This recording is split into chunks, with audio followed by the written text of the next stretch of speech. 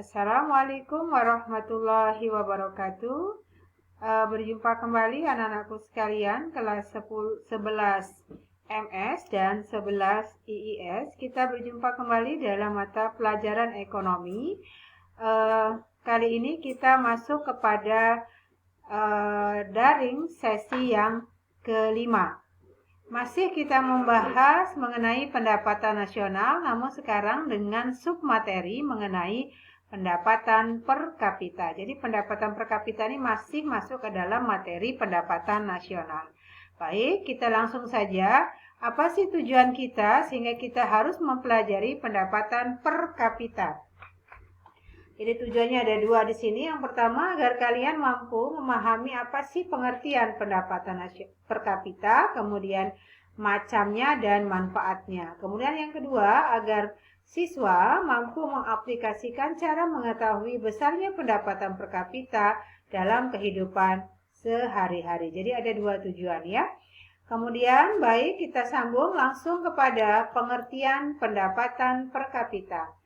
Pengertian pendapatan per kapita adalah besarnya pendapatan rata-rata penduduk suatu negara, di mana diperoleh daripada hasil pembagian jumlah pendapatan nasional suatu negara dengan jumlah penduduk negara tersebut.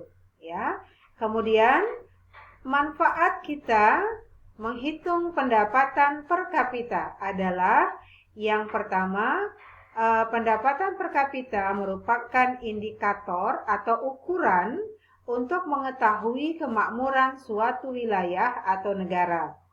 Jadi semakin besar pendapatan per kapita menunjukkan atau mengindikasikan bahwa wilayah tersebut atau negara tersebut kemakmurannya tinggi. Demikian sebaliknya, bila pendapatan per kapita rendah, maka mengindikasikan atau menunjukkan kalau daerah tersebut atau negara tersebut kemakmurannya rendah. Oke, kita lanjutkan dengan rumus bagaimana cara menghitung pendapatan nasional per kapita.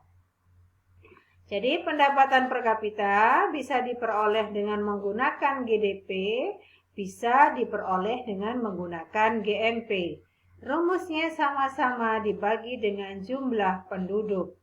Jadi boleh menggunakan GDP atau PDB atau menggunakan GNP atau PNB. Jadi misalkan menghitung GDP per kapita tahun 2020, maka yang digunakan sebagai pembagi adalah jumlah penduduk tahun 2020. Jadi tahunnya harus sama. Besar pendapatan nasionalnya, kemudian berapa jumlah penduduknya pada tahun yang sama, baru kita bisa menghitung besarnya pendapatan per kapita. Baik, kemudian ini macam pendapatan per kapita ada dua. Yang pertama, berdasarkan harga yang berlaku disebut dengan pendapatan per kapita nominal.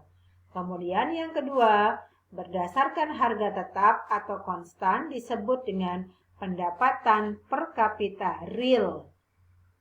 Itu dia anak-anak sekalian, materi kita untuk daring sesi yang kelima. Untuk kali ini Ibu tidak memberikan tugas, ya, tidak memberikan latihan karena Ibu yakin ini sangat mudah, hanya membagi jumlah pendapatan nasional baik menggunakan GNP ataupun GDP, hanya dibagi dengan jumlah penduduk. Jadi Ibu rasa tidak ada yang perlu dilatih, tidak perlu ada soal. Silakan kita tetap semangat belajar, tetap berdoa supaya kembali kondisi kita bisa cepat normal seperti sedia kala.